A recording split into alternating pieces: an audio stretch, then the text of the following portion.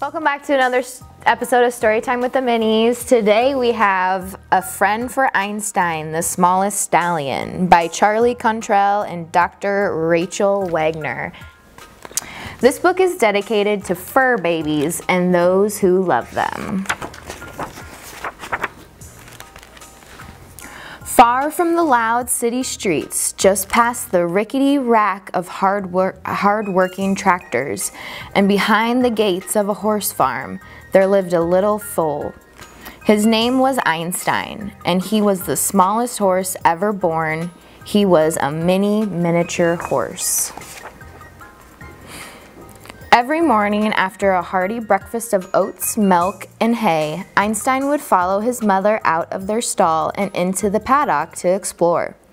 He had hooves the size of quarters, and he would walk right under his mother's belly.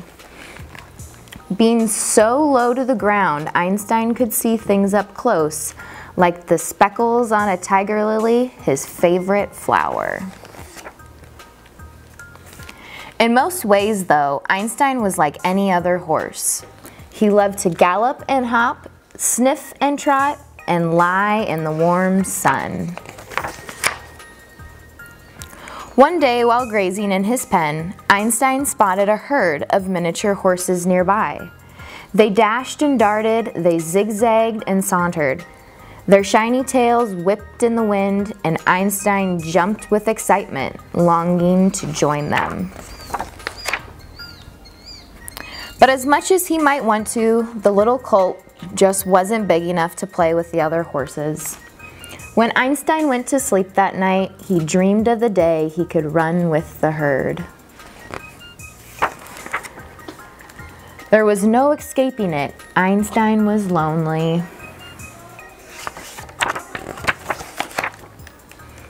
One afternoon, Einstein went in search of a friend.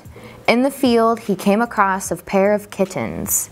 He lowered his head to get a better look, and ouch! One of them swatted him in his muzzle.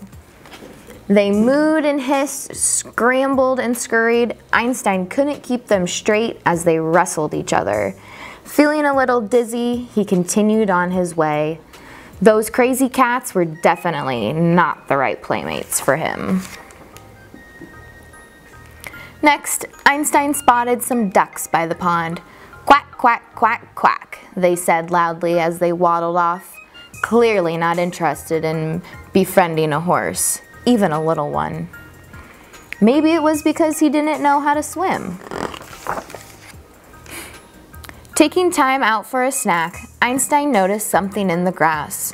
It looked like a rock, but it began to move. All of a sudden, out poked a head. A tortoise!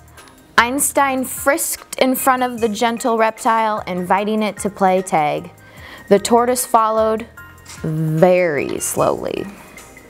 Einstein waited and waited and waited some more, until finally the little stallion couldn't stand it any longer. This friend was boring. A bunny basking in the golden glow of the afternoon sun looked more promising. Eager to play, Einstein nudged it, but the sudden movement frightened the nervous rabbit. Einstein watched sadly as the bashful bunny hopped away. Poor Einstein. The animals he had met were either too silly, too stuck up, too slow, or too shy. Why was it so difficult to find a friend? Maybe little stallions were just meant to be lonesome. He headed to the barn where at least his mother would be waiting for him.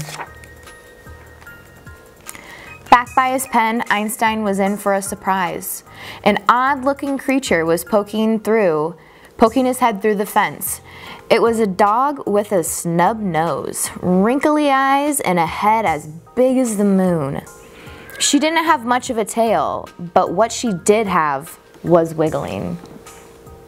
Her name was Lily, like the speckled flower in the pasture. Slowly, carefully, Einstein scooted a bit closer to investigate. The big dog opened her huge mouth and slurp! She gave him a big kiss. Einstein pranced from one side of the field to the other, showing Lily how fast he could gallop. Lily joined in, keeping the pace perfectly. For the rest of the afternoon, the horse and the dog played tag, rolled in the grass, loafed around together. It was as if they had known each other forever. The little horse with a big heart had finally found his friend. The end. Thank you for joining us today with Blue and Stormy.